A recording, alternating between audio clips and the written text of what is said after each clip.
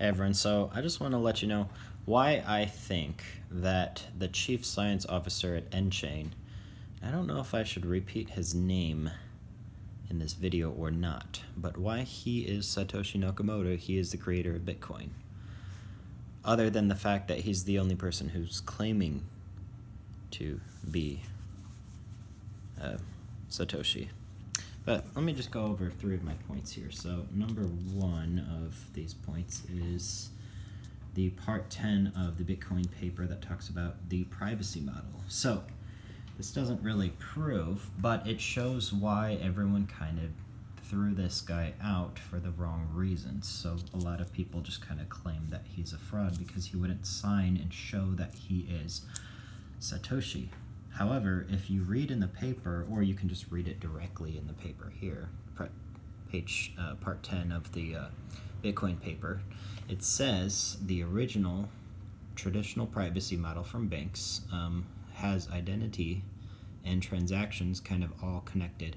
But the new privacy model of Bitcoin is identities are separate from the keys, the transactions.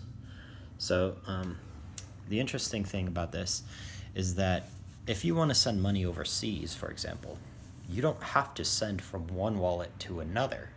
You can actually just send them a private key and share a private key, because it doesn't matter. You can make as many wallets as you want.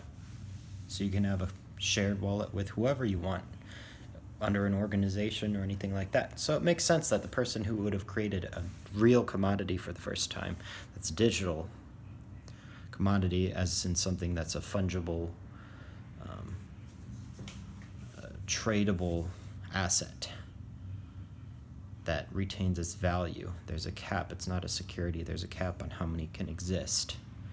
It would make sense that they would actually do exactly what this guy said he did, which is make some algorithms, testing the system out, and then the keys would get stored somewhere, or they'd be deleted, or they'd be lost, because he's not going to keep all the private keys. And some of them, even if he did, he submitted to a trust, because they're not his identity. They're not. What if he dies? What do people do when they die? They want their funds to be saved in a trust. So that's just one point I wanted to make out. It doesn't really prove who he is, but it kind of proves that the main accusations of why he's not Satoshi are actually wrong. The second reason, and here we go, I'm going to show his name here, is why was he the only person in 2015 talking with the Silicon Valley people? By the way, this guy's not from the United States. He doesn't really like Silicon Valley, and I don't blame him, because they kind of told him he wasn't a programmer because he wore a suit. Well, guess what? I wore a suit when I was a programmer, so, and I might have been the only one, but I don't care. And he likes to say he doesn't care, and that's fine. The name Craig means rock, by the way, so that's just a hint. People's names usually mean something. People don't realize that, and they might not believe why that would be the case, but the names mean something, is my belief, and I have a reason to believe that. But why was he the only one who thought it was Turing complete? Why was he the only one pointing out that, by the way, this is obvious? I mean, you can store the state of a program, which includes all the remaining parts of the program that have yet to be evaluated, or you could say the state of a program, which includes all its code and everything that's saved, and you can save that into the blockchain, and then you can pay to have the block updated, which would then kind of be similar to what a lot of people know about in Ethereum, which is gas fees, which is different because gas fees is paying for the processing power of the computer to do something.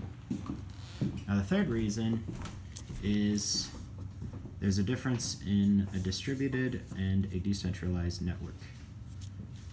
A decentralized network only has its core part distributed, but it basically has a center. It just has the quality that you can remove one of these nodes and it would still function as desired. Whereas in a distributed system, yes, you can do certain tasks with this type of system, but you can't efficiently check for a double spend. So if you actually look at the title, the original title, it says peer-to-peer.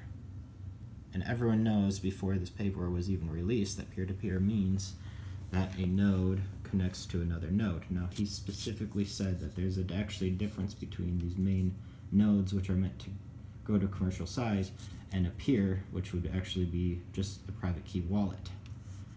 And you do not need anything like a Lightning network. You can actually just go, without connecting to the internet, generate a verifiable transaction.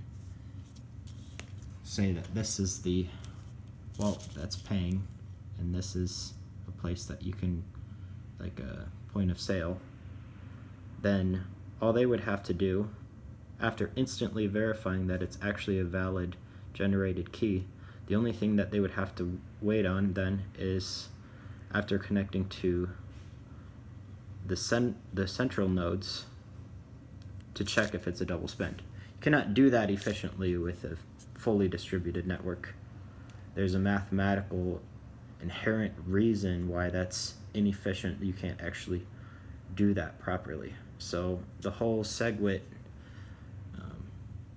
argument needs to be proven, and so the whole split between BTC and BCH, and then the split between BCH and BSV, have to be analyzed, and people have to think about why things were done that way. So the TLDR, I guess I can say his name, Craig Wright, Satoshi.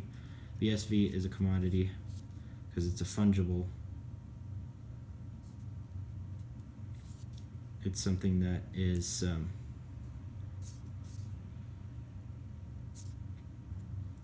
able to be traded, able to fulfill the definition of a money, which is a commodity, which is a primary means of exchange. And then you can actually have low fees. You don't have to pay 25 or 35 cents to make a Visa transaction. And because it's Turing complete, all the other cryptocurrencies are unnecessary.